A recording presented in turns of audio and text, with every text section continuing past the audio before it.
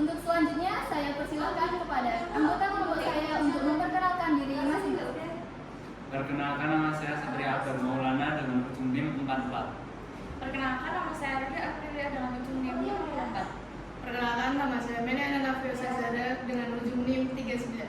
Perkenalkan, nama saya Anggita Maharani dengan ujung NIM 35. Saya Dian Widiastuti dengan nomor ujung NIM 27. Perkenalkan, nama saya Naila Safranida dengan ujung NIM 332. Perkenalkan, nama saya Adinda Yanwani Kairalinaudi dengan ujung NIM 09. Perkenalkan, nama saya Feris Ramasatifa dengan ujung NIM 28. Perkenalkan, nama saya Zarana Tandani dengan ujung NIM 20. Perkenalkan, nama saya Putri Alifia Cahyani dengan ujung NIM 347. Perkenalkan, nama saya Ika Ansa dengan nomor ujung NIM 38. Perkenalkan, nama saya Abdul Novader dengan ujung NIM 19. Kami dari kelompok 1 akan mempresentasikan materi tentang implementasi Pancasila dalam etika mahasiswa. Kepada pemateri yang bertugas, waktu dan tempat saya persilahkan. Baik, mari kita mulai dengan pengertian Pancasila. Pancasila sendiri dibagi dari dua suku kata, yaitu panca yang artinya 5 dan sila yang artinya prinsip atau dasar.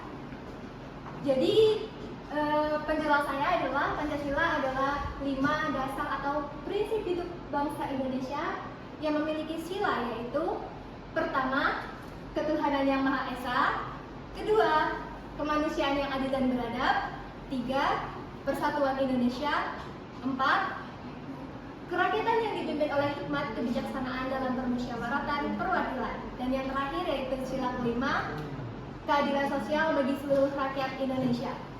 Jadi kelima dasar dalam Pancasila tersebut menjadi pedoman moral dan arah dalam berbangsa dan bernegara, bukan hanya teori, melainkan nilai-nilai dan implementasinya dalam kehidupan sehari-hari sebagai masyarakat di Indonesia. Selanjutnya ada implementasi dalam kehidupan mahasiswa. Yang pertama itu ada sila pertama, ketuhanan yang Maha Esa, etika yang menyimpang yaitu ateis atau agnostik yang bersikap intoleran terhadap orang beragama. Yang kedua, bersikap fanatik dan tidak menghargai perbedaan keyakinan.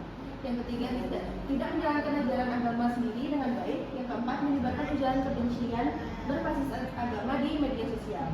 Dan etika yang seharusnya yaitu menjalankan ibadah sesuai agama masing-masing dengan taat. Yang kedua, menghormati dan menghargai perbedaan keyakinan. Yang ketiga, menunjukkan sikap toleransi dan saling menghargai. Dan yang keempat, menerapkan nilai-nilai moral agama dalam kehidupan. Yang kedua yaitu sila kedua, etika yang menyimpang. Yang pertama, perlakuan ujaran kebencian atau cyberbullying. Yang kedua, mengabaikan nilai moral dan sopan santun dalam berkomunikasi.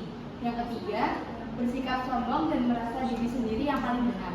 Etika yang seharusnya, yang pertama, menghormati sesama sebagai hak asasi manusia yang berlaku dan mencegah adanya diskriminasi.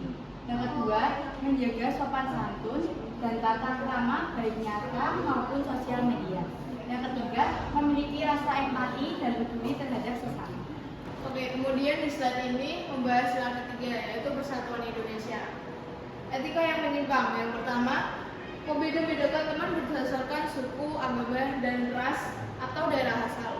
Yang kedua, enggan bekerja sama dalam kelompok karena perbedaan pendapat atau latar belakang.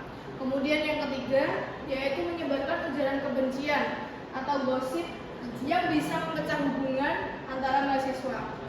Etika yang seharusnya terjadi yaitu yang pertama, menghargai dan menghormati perbedaan suku, agama, budaya, serta pendapat antar mahasiswa. Yang kedua, menjaga kekompakan dan kerjasama dengan semangat gotong royong dalam setiap kegiatan. Yang ketiga, ada menunjukkan rasa cinta tanah air dengan ikut upacara bendera dan menghormati simbol negara. Baik, selanjutnya di sini ada sila keempat, kerakyatan yang dipimpin oleh hikmat kebijaksanaan dalam permusyawaratan perwakilan. Di sini ada etika yang menyimpang. Pertama itu ada keaktifannya, kurang aktifnya mahasiswa ketika ada kegiatan yang dilakukan di kampus. Kedua, mahasiswa tidak menggunakan hak pilihnya atau enggan berpartisipasi ketika ada proses pengambilan keputusan. Yang ketiga, mahasiswa memotong pembicaraan teman, merendahkan argumen orang lain atau menolak berdiskusi karena merasa pendapatnya yang paling benar. Kemudian selanjutnya ada etika yang seharusnya. Di sini yang pertama adalah mahasiswa harus menegakkan prinsip yang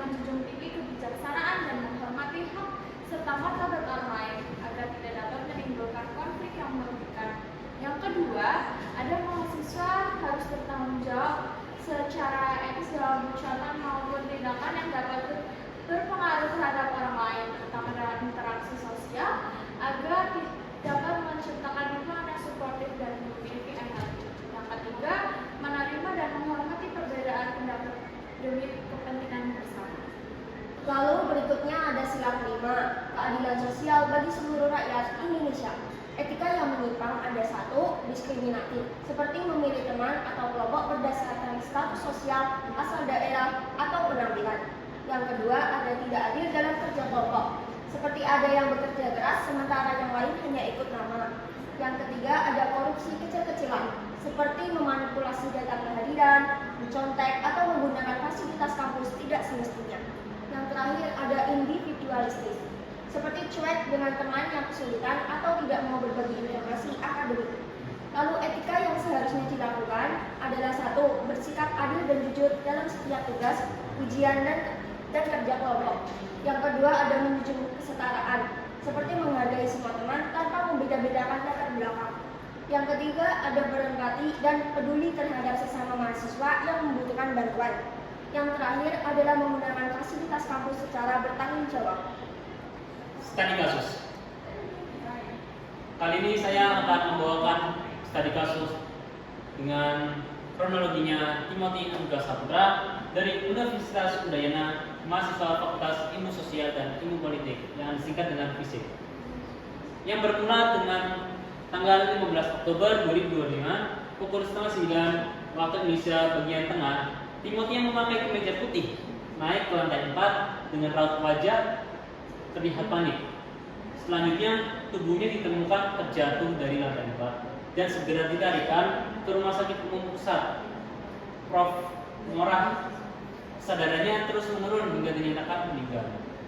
Kemudian di tanggal 16 Oktober 2025 ditemukan obrolan sejumlah mahasiswa di grup chat WA yang bersifat empati terhadap meninggalnya mendiang Timothy. Nah, diduga bahwa mahasiswa di grup tersebut merupakan anggota HIMA dan BEM. Selanjutnya saya akan menjelaskan studi kasus lebih lanjut, yaitu pada 17 Oktober 2025, para mahasiswa mengolok-olok Timothy dan membuat permintaan maaf di sosial media. Dari pihak Universitas Udayana mengeluarkan pernyataan bahwa percakapan di grup chat tersebut ada setelah kejadian lompatnya Timothy dari lantai 4. Jadi penyebab Timothy mengakhiri hidupnya belum diketahui pasti. Universitas Udayana mengecam keras segala bentuk ucapan, komentar, atau tindakan nirempati, perundungan, kekerasan verbal, maupun tindakan tidak empatik, baik di dunia nyata maupun di ruang digital. Lalu pada 18 Oktober 2025, ayah Timothy, yaitu Lukas Triana Putra, melaporkan peristiwa yang menimpa putranya ke polisi agar dilakukan pengusutan untuk mengungkapkan penyebab kematian dari anaknya. Hal ini dikarenakan posisi Timothy berada dalam blind spot sehingga tidak terekam oleh kamera. Baik, saya akan melanjutkan untuk studi kasusnya. Pada tanggal 19 Oktober, Rumah Sakit Umum Pusat Profesor Ngurah mengembalikan 3 mahasiswa yang mengeluarkan ucapan nirempati kepada Timothy ke fakultasnya. PLT Direktur Rumah Sakit Ngurah, Iwayan Sudana, menyatakan bahwa jika nantinya mereka bertiga terbukti melakukan pelanggaran etika, maka akan dikenakan sanksi sesuai dengan ketentuan yang berlaku. Pada tanggal 20 Oktober, polisi memeriksa 19 saksi dari kamera CCTV. Dari hasil penyelidikan tersebut yang bersifat sementara, Kapolsek Denpasar Barat, Kompol Laksmi Trisna Dewi menyampaikan kecil kemungkinan Timothy merupakan korban perundungan.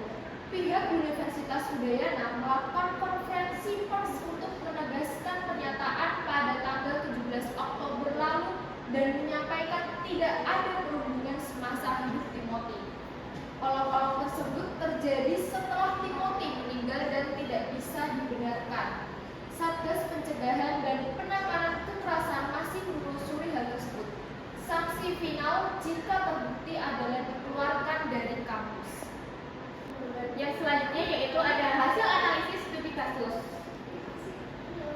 Perilaku menyimpang pada kasus Timothy ini, yang pertama ada perilaku bunuh diri yang dialami korban, yang kedua ada obrolan para mahasiswa di grup WA yang bersifat nirempati, yang ketiga ada perhubungan secara verbal melalui media sosial atau komentar yang tidak pantas.